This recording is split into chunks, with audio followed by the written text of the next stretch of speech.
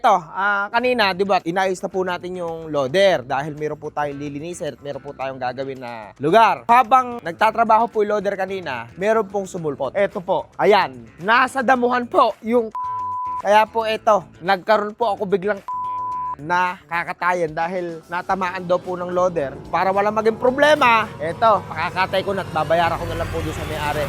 Good morning po. Naiwi na po natin yung ating pong wheel loader dito ngayon. Naikabit na po nila yung propeller. Check po natin. Naipakabit ko na po yung ipin ng ating pong bucket dahil tinagal po natin yan para maganda po yung naging hagod doon sa tinambakan po natin. Patag na patag po yun. Wala pong guwit-guwit na lilinis ulit natin pero naikabit na nila yung propeller. Saan yung pinihit nyo dito? Ito, hinigpitan yung mabuti to. Ito, kasama ko ngayon dito yung ating pong driver ng ating pong dump truck. Ayan.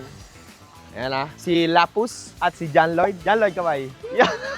Ito, tsaka si Fiber. Fiber, ang ating pong operator ng ating pong wheel loader.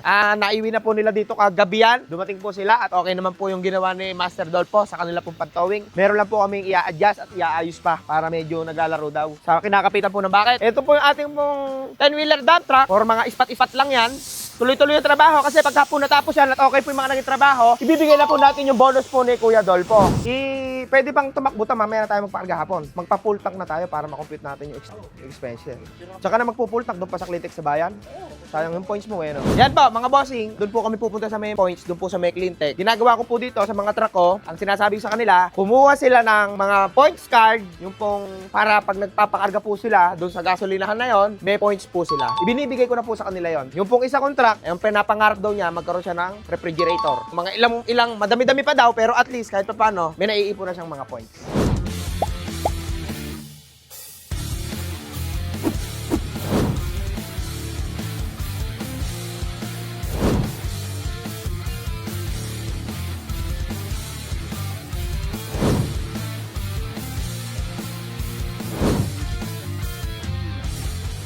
Ito, kanina, di ba, inayos na po natin yung loader dahil meron po tayong lilinisin at meron po tayong gagawin na lugar. Habang nagtatrabaho po yung loader kanina, meron pong sumulpot. Ito po, ayan, nasa damuhan po yung kambing. Kaya po ito, nagkaroon po ako biglang kambing ngayon na kakatayan dahil natamaan daw po ng loader. So, para wala maging problema, ito, pakakatay ko na at babayaran ko na lang po doon sa may-ari. Okay, malambot pa naman, kaya tuwa si Anthony dahil kambing eka, sabi. Kasi ito, yan, ito, pinacheck ko to sa mga, natin, mga tropa, ayan. Sila yung bumili ng gulong sa atin dati doon sa bodega. May mga gulong kasi ko dito. Pinapepresyo ko, dumaan sa akin. Titingnan natin kung magkano nilang bibilin sa atin yung mga gulong natin. 200, 250. Oh, 250. 500. Tapos, yun, 150. Ade, 369. 2.5 ba? 2.5. Para hindi bahaya ng mga lamok. Mahirap kasi madengge. Hindi ko na panghihinayangan yun. Pakulo tayo ng tubig para sa ating kambing na hindi inaasa. So kanina ito mga boss, napakadamo po na itong lugar na to. Kung makikita nyo po ito kanina, nakakatakot dahil sobrang tataas ng mga damo. Ngayon, ang naging project po namin dito, nilinis po namin, dinamuhan muna po namin. Para po makita namin yung pong ganda ng lupa. Clip, ipakita mo itsura na ito kanina.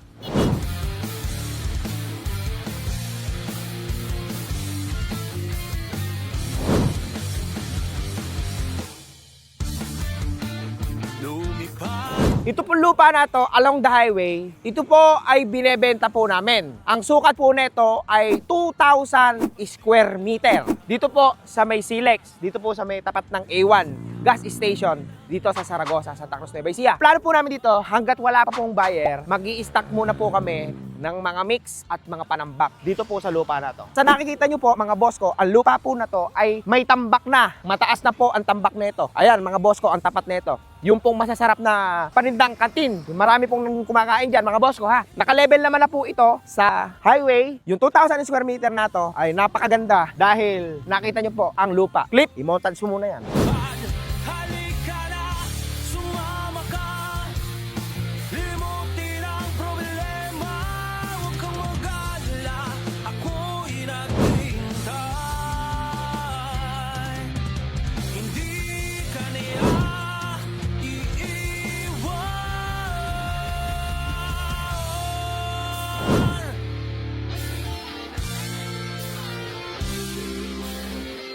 Ito pong lote na to sa along the highway dito sa Santa Cruz, Nueva Ecija. Nakita nyo po, andun po yung exit ng magiging Silex. Andiyan po, tapat po yan ng A1. Malapit po sa AR Bakes. Ito po ang AR Bakes. Lote po na to, ulitin ko po sa inyo, 2,000 square meter. Napakaluwang. Nakita nyo naman po sa ating pong video. Kung interesado po kayo dito, mag-PM lang po kayo dito sa IJ Garcia Vlog. At dahil napakaganda po ng lupa, hanggat walang bumibili, maglalagay po ako ng mix, panambak, dito po sa lupa na to na binebenta po natin. Yon, maraming salamat po sa nanonood ng aking vlog. Tuloy-tuloy lang po tayo sa ating pong mga trabaho araw-araw. Sana po mga boss ko, matupad po natin ang ating pong mga pinapangarap po sa buhay. Basta po, wag po nating kalilimutang tumawag, clips ang montage pa. Tara na, sumama ka, tayo'y lumipad. Halika na, sumama ka, limutin ang problema. Wag po nating kalilimutang tumawag,